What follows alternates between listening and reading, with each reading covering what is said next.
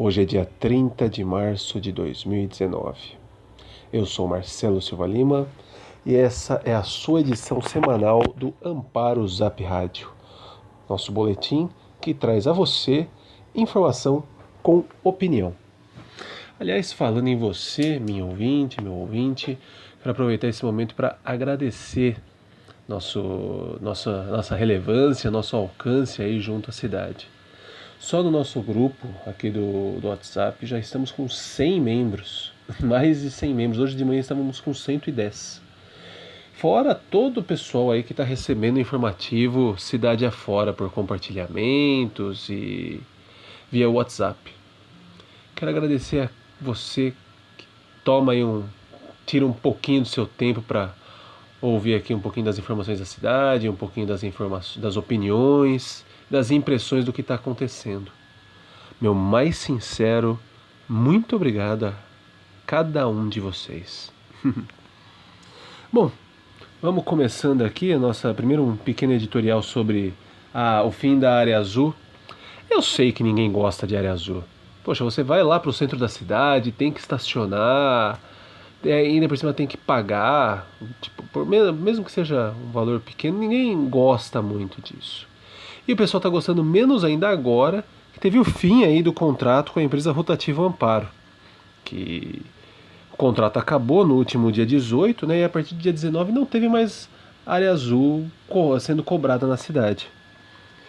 Um ponto ruim é que 20 pessoas, no mínimo, vão ficar desempregadas com o fim das atividades. Sabe aquelas mocinhas que ficavam registrando o pessoal da área azul? Pois é, estão sem emprego se não, já não estão, estarão muito em breve. E o segundo ponto é que muita gente vai ter que ter o reembolso dos créditos da área azul que já tinham colocado. E a gente ainda não sabe como que isso vai ficar por parte da Rotativa Amparo. Tem aí a licitação correndo desde novembro, mas a gente ainda não teve informação de como que foi o processo licitatório. O que aconteceu, por que ainda não contrataram uma nova empresa. Fica também com o questionamento, por que eles simplesmente não fizeram um aditivo ao contrato com a Rotativa Amparo para continuar a cobrança aí da área azul por parte da mesma empresa, pelo menos provisoriamente. Eu sei que ninguém gosta muito de área azul, mas tem a sua importância, porque ajuda no trânsito e também ajuda pessoas que realmente precisam estacionar o carro no centro da cidade. Falo isso até por ser diretamente afetado, porque já falei em outro informativo que minha mãe tem mobilidade reduzida, sempre precisei de carro para o centro da cidade, e tem inclusive o cartão tanto de idoso quanto de deficiente quando ela dirige ou quando eu dirijo para ela. Isso é importante para que o trânsito na cidade flua melhor e para que as pessoas se utilizem das vagas quando elas realmente precisam delas. Amparo é uma cidade que a gente pode fazer muita coisa a pé, por isso que eu falo essa questão. Então, eu não gosto muito também não gosto muito da área azul, mas vejo a importância dela. E vejo também como está bagunçada essa questão da troca aí da área azul, da troca da empresa. A gente não teve esclarecimentos claros sobre como que se deu aí o processo da licitação, que ainda não aconteceu, e por que foi tão súbito o final. E como que o pessoal que já tinha colocado crédito vai ficar na mão. Fica aí pra gente saber como que a prefeitura vai resolver esse problema. E fica o puxão de orelha, né? E fica, por fim, o espaço aberto, caso qualquer pessoa da prefeitura responsável, da Secretaria de Finanças, queira aí fazer um esclarecimento a respeito. Bom, continuando aqui agora na nossa pauta, a primeira são as movimentações políticas. De um lado a gente teve o Carlos Alberto aí se aproximando dos democratas de Amparo, e do outro a gente tem o Edgar Jorge e a comitiva do PSB amparense sendo recebidas pelo presidente estadual do PSB, que é o ex-governador Márcio França. Começando pelo Carlos Alberto, ele está em contato frequente com o Edmir Chedi, que todo mundo sabe é o governador... é o representante... Desculpa. É o cacique do Democratas aqui na nossa região de Amparo. E todo mundo sabe também que que a derrota que o Carlos Alberto sofreu aí em 2016 fortaleceu ele muito politicamente, porque ele perdeu por muito pouco, ele poderia ser hoje nosso prefeito. Perdeu por coisa de 3% dos votos totais. O Jacó teve 33% e uns quebrados, e o Carlos Alberto teve 30%. E lembrando que não só ele está muito próximo do Chedi, como que o terceiro colocado naquela eleição foi o Catanese, que na época estava concorrendo pelo Partido Democrata. Então, não me surpreenderia que fizessem uma chapa imbatível entre o Catanese e o Carlos Alberto. E isso poderia, digamos assim, atrapalhar bastante os planos do Mário Auler, que é além de primeiro-ministro amparense, como falou aqui o Jornal da Tribuna, é também o representante oficial do deputado Barros Munhoz na cidade, que por acaso é do PSB, que é do Edgar Jorge, mas aí é outra questão. E, bom, isso é uma má notícia aí para a atual prefeitura. Vamos ver como é que vai ficar a articulação do Carlos Alberto. Por outro lado, a gente tem o Edgar Jorge, que não está parado, está também sempre se movimentando, e encontrou com o ex-governador Márcio França. Colocou a questão da reestruturação do diretório, 100 novos filiados. Um dos poucos diretórios em Amparo que não é comissão provisória. Comissão provisória é como se você juntasse um grupo de pessoas para montar provisoriamente o partido na cidade. Já o diretório que está formalmente regularizado tem vários outros trâmites, de acordo aí com a legislação eleitoral brasileira, para se colocar montado. É muito interessante que esteja montado como diretório mesmo o PSB em Amparo. E conseguiu aí tirar do Márcio França um apoio formal do diretório estadual para concorrer à prefeitura de Amparo. O que cá entre nós é muito interessante, levando em consideração que o Barros Munhoz, deputado da região, cacique da região, é do PSB. Más notícias aí para a prefeitura, as movimentações políticas estão correndo, tem um compromisso do ex-governador para ter candidatura do PSB em Amparo, e pelo outro lado tem aí uma chapa bem forte se montando, caso dê o Carlos Alberto com o Democratas. Lembrando que a chapa aí dos Democratas também tem aí um contato muito bom com o Edgar Jorge, com o PSB e com outras forças de oposição aí da cidade. Agora vem aqui o que eu pessoalmente achei que é mais complicado, que vai fazer o nosso informativo tomar um pouquinho mais de tempo, que é o inquérito instalado aí pelo promotor a respeito do processo aí de licitação de convite para contratar os advogados para fazerem aí o processo de privatização do SAI. Já começa que a privatização do SAI não deveria nem estar acontecendo, não deveriam ser contratados advogados para isso.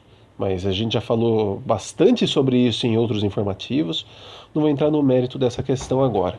Mas todo mundo sabe a minha opinião, não tem que privatizar coisa nenhuma o SAI. Aí a gente começa a ver aqui, primeiro começa que a gente não sabe por que eles convidaram apenas alguns dos escritórios. Convidaram alguns, não sabemos qual foi o processo de convite desses escritórios, independente de todos os outros que tem na cidade. Além disso, a gente tem que considerar que não só não teve uma manifestação dos assessores jurídicos sobre por que fazer essa contratação, como também não tem uma manifestação sobre por que poxa, a prefeitura tem assessor jurídico para quê? Por que eles não podem fazer esse levantamento aí sobre a questão da privatização do SAI? Eles estão lá para isso, estão lá para assessorarem juridicamente a prefeitura. Tinham que fazer sim o trabalho deles, estão lá contratados, estão sendo pagos pelo nosso dinheiro. Por que eles não podem fazer? Até entendo que de repente eles são assessores jurídicos de uma área que não é ligada a privatizações, ou no caso, parcerias e licenciamentos, enfim, eles não podem não ser dessa área. Mas, de qualquer modo, se eles não são aptos a lidar com isso, eles têm que se manifestar porque eles não são aptos. Então, falha de novo da prefeitura. A empresa que foi contratada foi Biase Simon, pelo que eu levantei aqui das informações. Foi a única que apresentou um atestado de capacidade técnica que tem relação com o que está sendo licitado. Mas se ela foi a única que apresentou e os outros escritórios de advocacia não apresentaram, por que eles não apresentaram? Porque, aliás, eles apresentaram, mas não tinham relação. Por que eles não foram inabilitadas, afinal? O que aconteceu? Por que não tem no processo licitatório nada falando a respeito disso? E por fim, o que é mais absurdo, tinha um estagiário como participante da comissão de licitação. Não era para estagiário estar lá. Não era. Ele não tem, competência formal, não tem cargo, não pode responder por isso. Então, vários problemas, mais uma questão aí mostrando a desorganização que está sendo esse processo aí de privatização do SAI. Até a licitação da contratação dos advogados para assessorarem a privatização está embananada. Então, fica aí mais um ponto negativo para desorganização aí da prefeitura com relação aos seus processos licitatórios. Já é o segundo hoje, hein? Se tiver o terceiro, vai pedir gol no Fantástico. Vai pedir música no Fantástico. Ou pelo menos no programa do João Campos, né? Aliás, acho que o João Campos aí me ouve. Eu vi aqui o projetinho YouTuber do João Campos, recebi aqui nas minhas redes. Fica aí o parabéns pra ele, achei bem bonito, bem bacaninha, bem legal. E por fim, né, o que tá todo mundo curioso, a Câmara realmente acabou instalando aí um processo administrativo contra o Tostão, por quebra de decoro parlamentar. Na tribuna não saiu nada sobre o que é que aconteceu para o Tostão ter essa quebra de decoro. Só saiu que a comissão de ética é composta aqui pelo próprio Celso Manzoli, que é o corregedor, né? Pela tia Catarina, pelo Carlitinho, pelo Pedrinho do Gás e pelo Hélio Favoreto. E saiu que a comissão aí tem os seus 15 dias para apresentar um parecer sobre o caso. Eu tenho aí algumas fontes quentes que me informaram que, em primeiro, duas coisas. Primeiro, que o que aconteceu foi que o Celso Manzoli não colocou no site da Câmara o processo de abertura de processo disciplinar, diferente do que aconteceu com o vereador Gilberto Piazza e com o próprio prefeito Jacó. Ele não colocou porque tem nomes de testemunhas, tem aí uma pessoa envolvida, e aí uma pessoa envolvida que foi, digamos, afetada pela questão aí do Tostão, e colocar o processo no site da Câmara seria expor essas pessoas. Eu acho válida a justificativa do Celso Manzoli, mas ele poderia colocar, por exemplo, aquelas tarjas pretas, sabe, cobrindo o nome das pessoas, que isso não acabaria não expondo elas. E o segundo ponto, acho que alguns programas até já falaram aí, é que a quebra de decoro do Tostão tem a ver com ele, digamos, ter sido acusado de não ter tratado adequadamente um cidadão nas dependências da Câmara Municipal. Aí fica aí a critério das pessoas esclarecerem o que aconteceu, que isso seja esclarecido pelo corregedor, pelo pessoal aí da comissão que compõe o comitê de ética, que o próprio Tostão apresente aí a sua defesa e que isso seja esclarecido. Se o Tostão tiver que sofrer as consequências que sofra, se ele apresentar uma justificativa adequada, que seja apresentada a justificativa. Mas o mais importante é que fique claro o que está acontecendo e que seja de uma forma transparente, dentro da medida do possível também, para não prejudicar ninguém, mais do que já tenha sido prejudicado. Bom, pessoal, esse é o maior informativo que eu fiz até agora e ainda não acabou. Eu só quero primeiro colocar aqui para terminar alguns pontos pontuais. Primeiro que teve aí o corte do pagamento das aposentadorias dos super salários da Câmara Municipal. Isso aconteceu essa semana, seguindo aí a determinação que eles receberam. Vamos ver aí o desenrolar dos próximos capítulos. O segundo ponto é que a taxa do lixo, aí, o processo da taxa do lixo vai ser julgado agora dia 3 de abril. Então vamos acompanhar para ver qual vai ser a decisão do Tribunal de Justiça a respeito da taxa do lixo, se ela é constitucional ou não. E por fim, não menos importante, mas importantíssimo, fica como dica cultural para os habitantes aí da nossa megalópole amparense, o Amparo em Foco, que vai acontecer no próximo final de semana. Nosso festival fotográfico que muito orgulha a cidade. Se tudo der certo, vou ter também o maior prazer de participar pessoalmente do Amparo em Foco. E vai estar acontecendo aí sexta, sábado e domingo, 5, 6 e 7 de abril. Ao longo de toda a cidade vão ter passeios fotográficos, exposições, várias atividades, palestras. E para quem quiser saber mais, aí o endereço é www.amparoemfoco.com.br. Bom, pessoal, por enquanto é isso. Já tem aí 16 minutos de alegria e curtição para vocês ouvirem ao longo do final de semana. Depois daquele almoço de domingo, ao invés de vocês assistirem temperatura máxima, espero que vocês tirem um tempinho para ouvir o nosso informativo. Eu sou Marcelo Lima.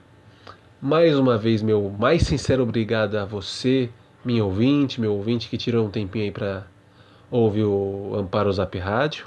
Ótimo final de semana, forte abraço e até semana que vem com o nosso boletim Amparo Zap Rádio. Até mais.